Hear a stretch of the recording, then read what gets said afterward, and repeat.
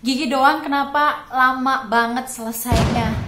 Nggak selesai-selesai, bla bla bla bla. Oke, rasakan dulu gimana sensasinya. Hidup tidak tenang sepanjang hari, memikirkan requirement yang harus kita selesaikan. Hello, welcome back to my channel di Ayo Ngerumpi, bukan sekedar ngerumpi biasa bareng aku Kak Cat. Oke, jadi seperti yang sudah kalian baca di judul, di video ini aku akan sharing pengalaman aku dan mungkin mewakili pengalaman mahasiswa kedokteran gigi, terutama yang koas. Mungkin kita sering banget ya ditanyain, terutama aku nih, kalau misalkan lagi mudik, pasti ditanyain sama tetangga atau saudara-saudara atau teman-temannya orang tua aku ataupun teman-teman aku yang lain. Dia nanya gini, gimana, udah selesai belum? Misalkan aku jawab belum selesai, masih koas. Kok lama banget sih? Gigi doang kok lama banget? Anak aku aja yang adik tingkat kamu, yang seangkatan sama kamu ataupun jauh lebih muda dari kamu, itu udah lulus, udah dapat kerja, udah jadi PNS, bla bla bla bla bla. Oke. Awalnya aku santuy ngejelasin gimana sih koas di kedokteran gigi itu, tapi lama-lama bosen juga ya nggak sih, benar nggak? Nah, jadi supaya aku nggak ribet lagi ngejelasin berulang kali, di video ini aku akan jawab semua pertanyaan kalian kenapa jadi dokter gigi itu lama banget dan koasnya lama banget. Sebenarnya berapa lama sih kuliah di kedokteran gigi?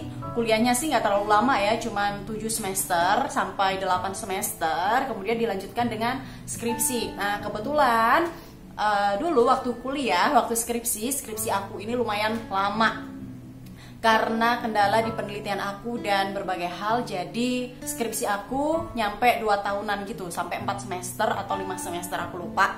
Intinya skripsi aku lama banget. Dan setelah skripsi, kita lulus nih, sudah selesai skripsi, kita diwisuda mendapatkan gelar sarjana kedokteran gigi. Kemudian setelah kita wisuda sarjana kedokteran gigi, kita masuk ke tahap koas. Sebenarnya apaan sih koas itu? Jadi koas itu adalah mahasiswa sarjana kedokteran atau kedokteran gigi yang sedang mengambil pendidikan profesi sebagai dokter atau dokter gigi dan sedang menjalani tahap klinik, yaitu tahap kita terjun langsung ke pasien. Dan bedanya koas dokter umum dan koas dokter gigi adalah kita harus mencari pasien sendiri yang sesuai dengan requirement yang telah ditentukan dari kampus kita. Dan pasien yang kita rawat ini bukan serta-merta udah datang ke rumah sakit terus kita kerjain gitu, enggak. Jadi kita dari kampus dikasih list requirement atau pekerjaan-pekerjaan apa aja yang harus kita selesaikan. Nah, tiap departemen jumlahnya beda-beda dan mungkin tiap kampus juga jumlah requirement tiap departemennya juga beda-beda ya, tergantung kebijakan dari kampus masing-masing.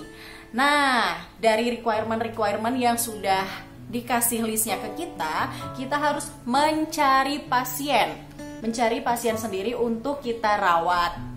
Untuk mendapatkan pasien yang sesuai dengan kasus yang ada di requirement kita itu tidak semudah itu, Ferguson.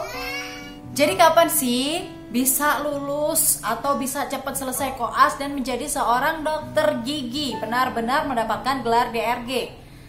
Kita nggak bisa ya. Biasanya koas kedokteran gigi itu berat menjawab dengan jangka waktu tertentu. Misalkan, 2 tahun pasti udah selesai. Oke, kita misalkan punya target emang 2 tahun. Tapi kembali lagi, manusia hanya bisa berencana. Tetapi arah dan langkahnya kembali lagi ditentukan oleh Tuhan yang Maha Kuasa dan juga mungkin oleh beberapa faktor-faktor. Belum lagi kalau ada beberapa drama di kehidupan koas, seperti misalkan nggak kebagian dental unit, atau tiba-tiba dokter jaga atau dokter pembimbingnya nggak datang, atau tiba-tiba pasiennya mendadak nggak bisa, padahal kita udah janjian nih sama dokternya, dokter saya mau ngerjakan hari ini, mau ngerjakan pasien ini, tiba-tiba hamin 30 menit pasiennya baru ngabarin kalau dia nggak bisa datang. Nah, itu bisa menjadi salah satu faktor yang menghambat atau menunda pekerjaan kita. Untuk mengerjakan pasien yang membutuhkan beberapa kali kunjungan itu bisa memakan waktu 1 hingga 5 bulan ataupun lebih, tergantung kondisi sikon dari kitanya sendiri, apakah kita masih sibuk menyelesaikan pekerjaan lain. Belum lagi kalau misalkan kita bokek ya, kita nggak punya duit untuk ngebayarin biaya perawatan pasien, ya udah terpaksa dong kita nggak bisa kerja hari itu. Atau misalkan kalau kita pengen kerja mungkin ngutang dulu sama teman. Sedih banget ya. Jadi ya kita bingung kalau kalian nanya, kapan lo jadi dokter gigi? Lama banget sih, anak-anak aku aja udah lulus, udah wisuda, udah jadi CPNS, bla bla bla bla bla. Kita bukan based on time, tapi kita based on requirement. Ya kalau kita udah selesai semua requirement yang ada di list tadi, ya udah kita bisa mengikuti ujian kompetensi dan juga bisa mengikuti wisuda dokter gigi seperti itu. Ya pokoknya ini cuman unek-unek aku aja ya, bukan aku mengeluh. Jadi aku cuman sharing unek-unek aku yang mungkin bisa mewakili unek-unek mahasiswa koas kedokteran gigi yang lainnya. Tapi balik lagi, kita semua nggak usah mengeluh dan juga nggak perlu iri sama kondisi orang lain. Nggak usah iri rumput tetangga lebih hijau. Jadi kita fokus ngejalanin koas kita, fokus ngejalanin kegiatan kita di kedokteran gigi ini supaya bisa segera menyelesaikan semua requirement dan segera menjadi seorang dokter gigi. Pokoknya tetap semangat buat mahasiswa preklinik maupun klinik, karena semua akan indah pada waktunya. Perjuangan untuk menjadi seorang dokter gigi itu tidaklah mudah, dan kita harus melewati jalan-jalan yang terjal dan perjalanan yang cukup panjang. Biarlah orang berkata apa, yang tahu jeripayahnya adalah Tuhan dan juga kita sendiri dan orang-orang terdekat kita. Intinya ya nggak usah pedulikan orang. Kamu lama banget gak selesai-selesai, si A udah gini, si B udah gitu, udah nikah dan punya anak banyak, bla bla bla bla. Ya udah, itu kehidupan mereka. Kita nggak usah nggak usah terlalu ikut campur sama kehidupan mereka dan juga omongan orang yang gimana-gimana.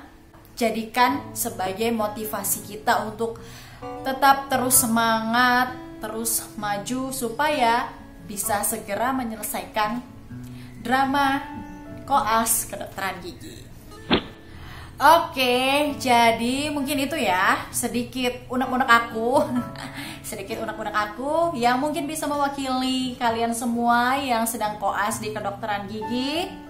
Semoga yang orang lain yang di luar kedokteran gigi yang nonton video ini bisa ngerti kenapa menjadi seorang dokter gigi itu lama banget.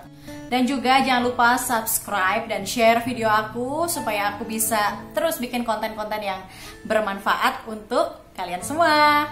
Oke, Kak Cat pamit undur diri. Bye-bye.